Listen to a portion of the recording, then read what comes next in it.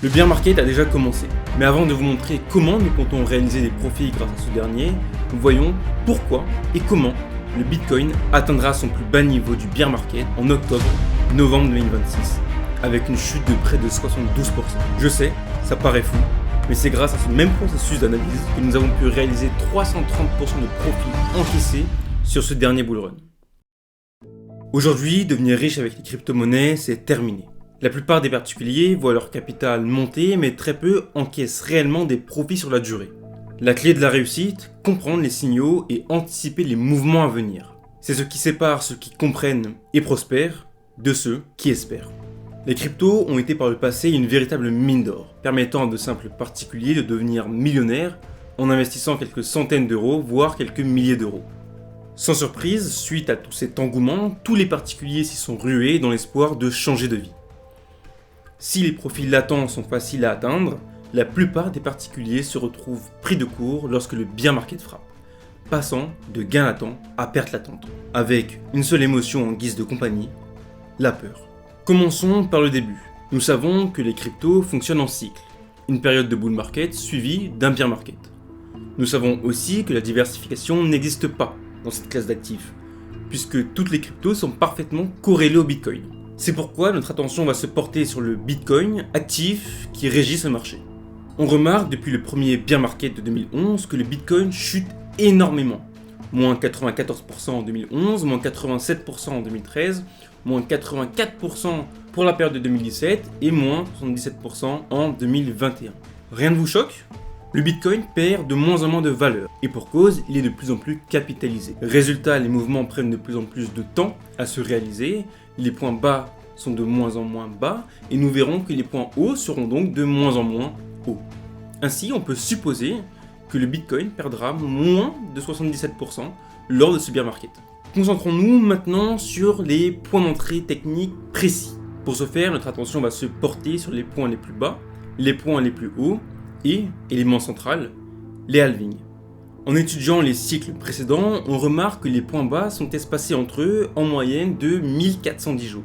Nous pouvons donc en déduire que le prochain point bas devra se faire au minimum 1410 jours avant le précédent, c'est-à-dire pas avant septembre 2026. Pour ce qui est des points hauts, ils sont espacés de 1461 jours, ce qui nous donne un prochain all-time high au plus tôt autour de novembre 2029. Pour consolider nos estimations et les affiner, prenons maintenant comme point central de notre analyse les halvings. En se basant sur les cycles précédents encore une fois, les points bas se produisent en moyenne 933 jours après le halving.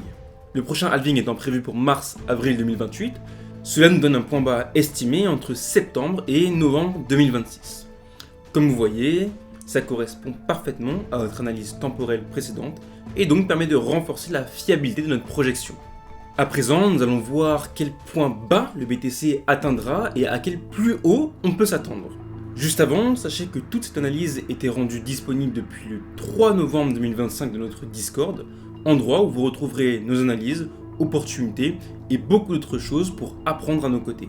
Le lien est en description. Nous avons vu au tout début que la perte moyenne du BTC s'élevait à moins 77% lors de ces bear markets. Selon nous, la baisse atteindra très précisément moins 72% par rapport aux anciens plus hauts historiques, avec donc un Bitcoin qui devrait se situer entre 30 et 38 000 $ aux alentours de septembre-octobre 2026. Nous avons appliqué le même raisonnement avec les points hauts, on va donc vous épargner les graphiques inutiles et les explications redondantes.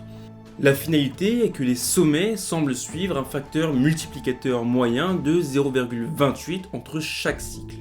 Notre prochain all-time high serait donc environ 23,5% supérieur au sommet précédent, ce qui nous donne un objectif d'environ 150 à 155 000 $ autour de septembre et octobre 2029. On aurait donc un point bas réalisé entre septembre et octobre 2026, avec un Bitcoin qui vaudrait entre 30 et 38 000 $, et un point haut qui arrivera entre septembre et octobre 2029 avec un objectif allant de 150 à 155 000 $. En sachant qu'une baisse aussi importante nous guette, plusieurs solutions s'offrent à nous. On peut investir sur un ETF inverse, sans ou avec effet de levier, ou bien passer par des options. Nous garderons cette analyse à jour au fil des mois et préparerons le prochain bull run prochainement. Tout cela sera bien évidemment publié directement dans notre Discord, qui au passage est complètement gratuit. Alors pensez à vous abonner, liker et partager si cette vidéo vous a plu.